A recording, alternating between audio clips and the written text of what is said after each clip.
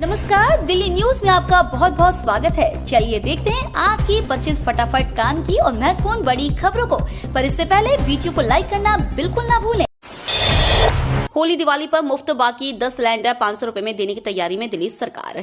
दिल्ली वालों को होली से पहले मुफ्त सिलेंडर का तोहफा दिल्ली सरकार दे सकती है। भाजपा की नवनिर्वाचित सरकार ने इस दिशा में काम भी शुरू कर दिया है।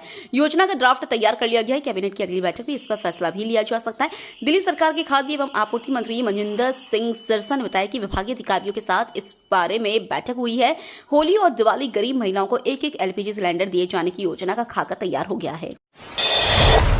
रविंदर सिंह लवली होंगे सदन में प्रोटेम स्पीकर। 24 फरवरी से शुरू होगा दिल्ली विधानसभा सत्र।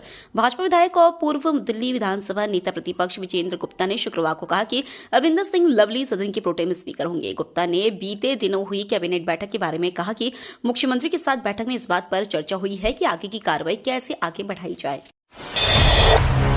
ईडी ने बीबीसी इंडिया पर लगाया 3 करोड़ 44 लाख रुपए का जुर्माना। निदेशकों पर भी एक्शन। प्रवर्तन निदेशालय ने ब्रिटिश ब्रॉडकास्टिंग कॉर्पोरेशन इंडिया और उसके निदेशकों पर विदेशी फंडिंग नियमों के उल्लंघन का आरोप लगाते हुए 3 करोड़ 44 लाख रुपए से अधिक का जुर्माना लगाया है। ईडी ने कहा है कि बीबीसी इंडिया ने डिजिटल मीडिया संगठनों के लिए तय 26% विदेशी निवेश सीमा का पालन नहीं किया और इसे 100% बनाए रखा, जो कि भारतीय कानूनों का उल्लंघन है। खुशखबरी, पीएम किसान योजना 19वीं किश्त की तिथि जारी। प्रधानमंत्री किसान सम्मान निधि योजना के तहत देश के किसानों को हर साल 6,000 रुपए की आर्थिक सहायता 3 किश्तों में प्रदान की जाती है। इस योजना का उद्देश्य किसानों की आय में वृद्धि करना और उन्हें कृषि कार्यों में सहायता प्रदान करना है। अब सरकार ने 19वीं किश्त जारी करने की तिथि की घोषणा कर दी है, जिससे किसानों में उत्साह और उम्मीद की लहर दौड़ गई है।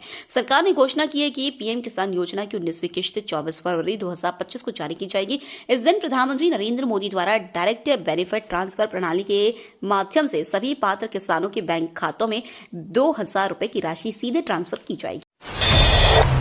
मुख्यमंत्री बनने के बाद एक्शन में रेखा गुप्ता। पूर्व सीएम की निजी स्टाफ की सेवाएं की खत्म। दिल्ली की नई मुख्यमंत्री रेखा गुप्ता एक्शन में दिखाई दे रही है। उन्होंने पूर्व सीएम और मंत्रियों के व्यक्तिगत स्टाफ की सेवाएं समाप्त कर दी है। ऐसे कर्मचारियों और अधिकारियों को मूल विभागों में लौटने का निर्देश दिया गया है। दिल्ली में मोहल्ला क्लिनिक की जांच कराएगी बीजेपी सरकार। कार्यभार संभालते ही मंत्री का बड़ा ऐलान। दिल्ली के स्वास्थ्य और ट्रांसपोर्ट मंत्री डॉक्टर पंकज सिंह ने शुक्रवार को अपना पदभार संभाल लिया। मंत्रालय में कार्यभार संभालने के दौरान पंकज सिंह ने कहा कि हमने आज से ही अपना काम शुरू कर दिया है। मैं भरोसा दिलाता हूं, जो भी हमने वादा किया है उसे पूरा किया जाएगा। पीएम मोदी ने जनता से जितने भी वादे किए थे सभी पूरे किए जाएंगे। मोहल्ला क्लिनिक बसों में फ्री राइड को लेकर बड़ा फैसला। शपथ लेने के बाद एक्शन मोड में रेखा सरकार। दिल्ली में नई सरकार बन चुकी है। रेखा गुप्ता नई सरकार की मुख्यमंत्री है। वहीं 6 मंत्रियों ने भी शपथ ली है। दिल्ली की नई रेखा गुप्ता सरकार शपथ लेते एक्शन मोड में है। शुक्रवार को दिल्ली सरकार ने बड़े फैसले लिए हैं। सबसे पहले पूर्व की अरविंद केजरीवाल सरकार की 2 महत्वाकांक्षी योजनाओं को लेकर रेखा सरकार ने बड़ा फैसला लिया है। भगदड़ के बाद अब 8 से 16 नंबर तक के प्लेटफॉर्म पर ट्रेन के लिए आरपीएफ से लेनी होगी मंजूरी। नई दिल्ली स्टेशन पर मची भगदड़ के बाद दिल्ली रेल डिवीजन ने एक नया प्रोटोकॉल अपनाया है। इसके तहत स्टेशन अधिकारी नई दिल्ली रेलवे स्टेशन पर प्लेटफॉर्म नंबर 8 से 16 तक पर किसी भी ट्रेन के आगमन से पहले रेलवे सुरक्षा बल से मंजूरी लेंगे। यह फैसला 15 फरवरी की रात प्लेटफॉर्म संख्या 14 के पास सीढ़ी पर हुई भगदड़ जैसी घटना को दोबारा होने से रोकने के लिए लिया गया है। भगदड़ की इस घटना में 18 यात्रियों की मौत हो गई थी और कई अन्य घायल हो गए थे। संगम में महाशिवरात्रि स्नान के लिए खास व्यवस्था। श्रद्धालुओं को नहीं होगी दिक्कत। महाकुंभ 2025 मेला के अंतिम चरण को सफल बनाने की तैयारी चल रही है। इस क्रम में योगी सरकार 1200 अतिरिक्त ग्रामीण बसों की वृद्धि करेगी।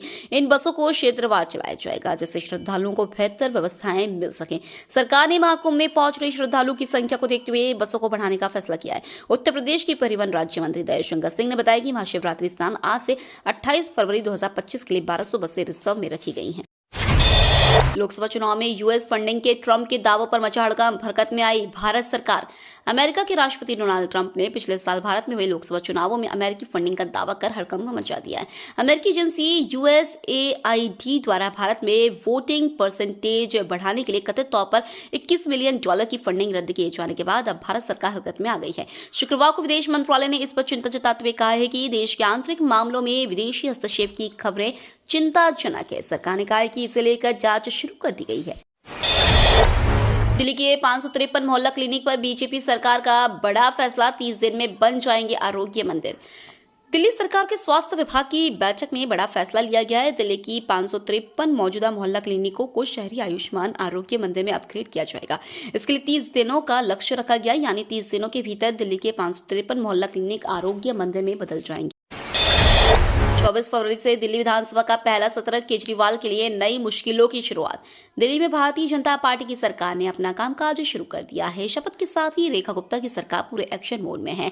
अब सरकार ने विधानसभा का विशेष सत्र बुलाया है। इस सत्र में आम आदमी पार्टी और इसके मुखिया अरविंद केजरीवाल के लिए मुश्किलों के नए दौर की शुरुआत हो सकती है। अपनी पार्टी का ध्यान रखे, कई लोग खिसकने को तैयार है, आपको रेखा गुप्ता का जवाब। दिल्ली की मुख्यमंत्री रेखा ने आम आदमी पार्टी और कांग्रेस पर करारा हमला बोला है। रेखा गुप्ता ने कहा है कि आपने दिल्ली का सर्वनाश कर दिया, जनता के अधिकारों को हनन किया और काम नहीं किया। वे एक दिन में हम पर उंगली उठा सकते हैं। उन्हें अपना और अपनी पार्टी का ध्यान रखें, ना जाने कितने लोग खिसकने को तैयार है। दिल्ली में सभी महिलाओं को नहीं मिलेंगे 2500 रुपए, पहले से ही एक शर्त। दिल्ली में भारतीय जनता पार्टी की नई सरकार ने अपने वादों पर अमल की शुरुआत कर दी है। कैबिनेट की पहली बैठक में आयुष्मान योजना दिल्ली में लागू करने के फैसले पर मुहर लगा दी गई है। इसके अलावा बैठक में महिला समृद्धि योजना पर भी चर्चा हुई, जिसके तहत महिलाओं को 2500 रुपए मासिक मदद दी जाएगी। इससे बीच बहुत से लोगों के मन में यह सवाल बना हुआ है कि क्या दिल्ली की सभी महिलाओं को यह पैसा मिलने जा रहा है। 1 करोड़ की हेरोइन के साथ पकड़ी गई दिल्ली की लेडी डॉन। उत्तर पूर्वी दिल्ली के कुख्यात गैंगस्टर और फिरौती मांगने वाले हाशिम बाबा की पत्नी जोया खान को स्पेशल सेल की पुलिस ने वेलकम थाने की पुलिस के साथ मिलकर 1 करोड़ की हेरोइन के साथ गिरफ्तार किया। बताया जा रहा है कि जोया का लाइफस्टाइल बड़ा हाई प्रोफाइल था। जोया को पेज 3 पार्टियों में जाने और महंगे कपड़े पहनने का शौक है। अमेरिका की टैरिफ चाल बेअसर, भारत ने निकाला मास्टर स्ट्रोक, बना रहा धांसू रणनीति।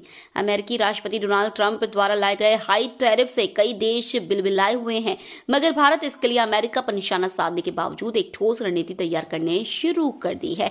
मोदी सरकार अमेरिका के साथ व्यापार समझौते के तहत टैरिफ में कुछ कटौती करने को तैयार है, लेकिन ये कटौती एक तरफा नहीं होगी। भारत इसके लिए एक खास रणनीति की तैयारी में जुटी है।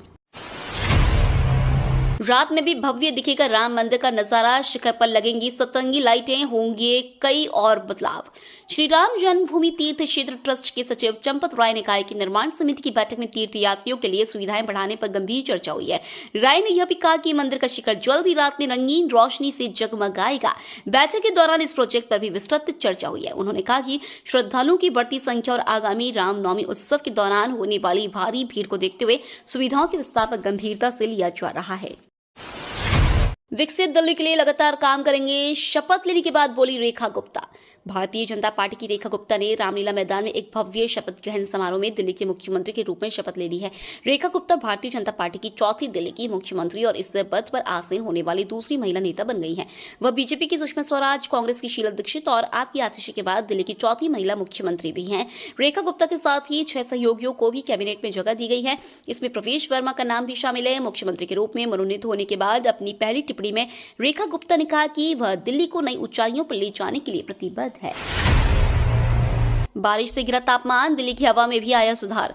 दिल्ली एनसीआर में हल्की बारिश से मौसम में बदलाव आया है। हल्की ठंड लौट आई है, तापमान में भी गिरावट आई है। दिल्ली की वायु गुणवत्ता में सुधार हुआ है, लेकिन तीसरे दिन भी यह मध्यम श्रेणी में ही है, जबकि शुक्रवार को न्यूनतम तापमान में 2 डिग्री की कमी आई है और यह सामान्य से 2.7 डिग्री सेल्सियस कम यानी 12.3 डिग्री सेल्सियस पर पहुंच गया है। पुनर्विकसित त्रिपुरेश्वरी मंदिर का उद्घाटन कर सकते हैं पीएम मोदी। प्रधानमंत्री नरेंद्र मोदी आगामी 7 अप्रैल को त्रिपुरा के गोमती जिले में पुनर्विकसित त्रिपुरेश्वरी मंदिर का उद्घाटन कर सकते हैं। त्रिपुरा सरकार के एक मंत्री ने इस बारे में जानकारी दी है। बता दें कि त्रिपुरेश्वरी मंदिर भारत के 51 शक्तिपीठों में से एक है। इस मंदिर को केंद्र सरकार की प्रसाद योजना के अंतर्गत 54 करोड़ रुपए की लागत से पुनर्विकसित किया गया है। महाकुंभ के अंतिम सप्ताह में भीड़ बढ़ने की आशंका, रेलवे स्टेशनों पर किए गए ये खास इंतजाम। महाकुंभ मेला अब धीरे धीरे अपने समापन की ओर बढ़ रहा है। मेले के अंतिम सप्ताह में भीड़ बढ़ने की संभावना के मद्देनजर रेलवे ने खास इंतजाम किए। तीर्थ यात्रियों की बढ़ती संख्या की संभावना के मद्देनजर विभिन्न रेलवे स्टेशनों पर होल्डिंग एरिया बनाए हैं। मंत्रालय ने यह जानकारी दी। रेलवे ने विभिन्न स्टेशन पर ऐसे समय में ये होल्डिंग एरिया बनाए हैं जब नई दिल्ली रेलवे स्टेशन पर भगदड़ मच जाने से 18 लोगों की मौत हो गई थी। कांग्रेस प्रदेश अध्यक्ष सहित 6 विधायकों के खिलाफ एक्शन। राजस्थान विधानसभा की कार्यवाही के दौरान कांग्रेस विधायकों ने जमकर हंगामा किया। दिन भर में विधानसभा की कार्यवाही को कई बार स्थगित करना पड़ा। वहीं राजस्थान कांग्रेस के प्रदेश अध्यक्ष गोविंद सिंह डोटासरा सहित 6 विधायकों को निलंबित कर दिया गया है। लंबे भाषण से थक गए थे शरद पवार, पीएम मोदी ने दिया पानी। दिल्ली में आयोजित अखिल भारतीय मराठी साहित्य सम्मेलन में जो नजारा देखने को मिला वो बेहद शानदार और दिलचस्प रहा। दरअसल मामला यह है कि लंबे भाषण के बाद शरद पवार थक गए थे। ऐसे में मंच पर मौजूद पीएम नरेंद्र मोदी ने वाटर बॉटल से शरद पवार के गिलास में पानी भर दिया। सोशल मीडिया पर पीएम मोदी का यह अंदाज लोगों को काफी पसंद आ रहा है। प्रधानमंत्री नरेंद्र मोदी ने देखा कि शरद पवार को लंबे भाषण के बाद पानी की आवश्यकता थी। ऐसे में बिना देर किए उन्होंने पानी दिया है। पीएम मोदी ने कहा, मेरे जैसे लाखों लोगों को आरएसएस ने देश के लिए जीने की प्रेरणा दी। प्रधानमंत्री नरेंद्र मोदी ने राष्ट्रीय स्वयंसेवक संघ की खुलकर प्रशंसा की। प्रधानमंत्री नरेंद्र मोदी ने कहा, 100 वर्ष पहले जिस राष्ट्रीय स्वयंसेवक संघ का बीज बोया गया था वह एक वट वृक्ष के रूप में भारत की महान संस्कृति को नई पीढ़ी तक पहुंचा रहा है और यह उनका सौभाग्य है कि उनके जैसे लाखों लोगों को इस संगठन ने देश के लिए जीने की प्रेरणा दी है। 30 से 40% तो कभी खुलते ही नहीं। दिल्ली सरकार शुरू की मोहल्ला क्लिनिकों की जांच। दिल्ली में भाजपा सरकार के गठन के बाद से ही ताबड़तोड़ फैसले लिए जा रहे हैं, बैठकों पर बैठकें की जा रही हैं। इसी के साथ मोहल्ला क्लिनिकों की जांच शुरू कर दी गई है। दिल्ली के स्वास्थ्य मंत्री पंकज सिंह ने इस बारे में जानकारी देते हुए बताया कि मोहल्ला क्लिनिक को लेकर एक बैठक की है। ये तो थी आज की बड़ी खबरें। रोजाना ऐसी ही सबसे पहले अपडेट पाने के लिए चैनल को सब्सक्राइब करना बिल्कुल न भूलें। धन्यवाद।